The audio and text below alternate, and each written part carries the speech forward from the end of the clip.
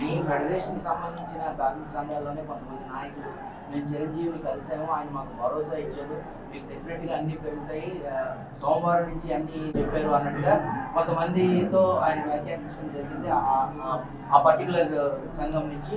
So అది social మీడియాలో కూడా దానికి ప్రతిగా చిరంజీవి ఆఖరి ట్వీట్లో నేను ఎవరిని కలవలేదు, నేను ఎవరితోనూ మాట్లాడలేదు అని ఆయన ప్రకటించుకోవాల్సి వచ్చింది. ఇలాంటివి ఎందుకు జరుగుతుంది? ఒకటే అండి, రావట్లేదు ఆయన. నిన్న మేము కూడా సడన్గా రాత్రి ప్రెస్ మీట్లో మీరు అడిగినప్పుడే మేము అది విన్నాము. అది ఒక మా కార్మిక నాయకుడు, ఆర్టిస్ట్ యూనియన్ నుంచి ఒక నాయకుడు ఆయన ఏదో చెప్పబోయి ఏదో మాట్లాడినట్టుగా దాన్ని పరిగణలో తీసుకోవడం జరిగింది తప్ప ఎవరు కూడా మిగతా ఏ సభ్యులు మాట్లాడినా అది ఫైనల్ కాదండి. ఏది మాట్లాడినా మేము ప్రెసిడెంట్, సెక్రటరీ, ట్రెజరర్ ఫెడరేషన్ నుంచి అఫీషియల్గా మాట్లాడింది ఫైనల్. అది వారు వ్యక్తిగతంగా వారు ఎందుకు మాట్లాడారని చెప్పి మేము వారు కూడా వివరణ అడగడం జరిగింది. వారు కూడా చెప్పారు, నేనేదో ఆవేశంగా ఒకటి చెప్పి వేరే చెప్పాను తప్ప నేను దానికి లేదు, నాకు ఆ ఉద్దేశం కాదని వారు చెప్పడం జరిగింది. కాబట్టి అటువంటిది ఏం జరగలేదండి ఇప్పుడు దాకా. ఎవరు కూడా మాట్లాడరు.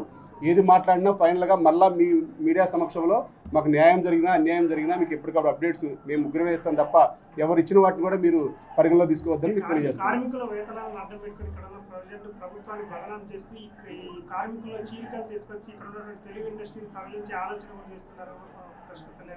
ఎవరు అంటే ఒకటే అండి, హైదరాబాదు ఈరోజు సినిమా హబ్ అండి. అది ఇప్పటికిప్పుడు తరలిపోమన్నా ఎక్కడికి పోదు, ఎక్కడికి పోలేదు కూడా. మనం చెన్నై నుంచి హైదరాబాద్ రావడానికి సుమారు 30 years పట్టింది. ఇక్కడి నుంచి ఇండస్ట్రీ పోవడం అంటే అది మాటలు కాదు. అటువంటి పెద్ద పెద్ద మాటలకి మా దగ్గర సమాధానం లేదు. మాది చిన్న సమస్య.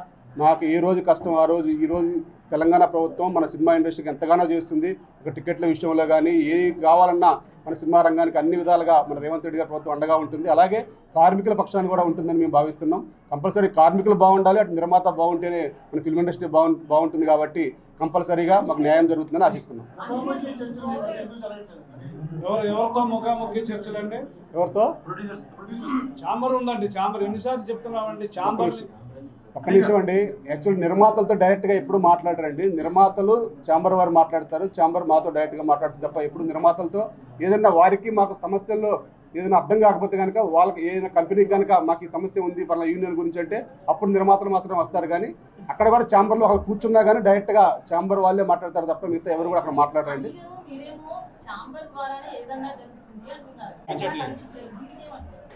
అది దానికి కొంచెం టైం ఉంటుందండి. ఎందుకంటే మనకి ఏదన్నా సరే చిన్న సమస్య వచ్చినా ఛాంబరే మాకు పెద్దదిగా ఉంటుందని మేము ఇప్పుడు కూడా భావిస్తున్నాం, ఈ క్షణం కూడా భావిస్తున్నాం. అలా కాదు అని వారు కనుక మా వల్ల కాదని కనుక చెప్తే మేము చెప్పాం కదండి, వారి వల్ల కాదు అని చెప్పినప్పుడు మాత్రమే మేము ప్రభుత్వాన్ని ఆశ్రయిస్తాం. కంపల్సరీగా మేము ఈ రోజు రేపటి వరకు కూడా మేము ఛాంబర్ ద్వారా పిలుపు వస్తామని ఆశిస్తున్నాం. లేకపోతే రేపు మధ్యాహ్నం తర్వాత మేము గవర్నమెంట్ని కూడా ఆశ్రయిస్తామండి.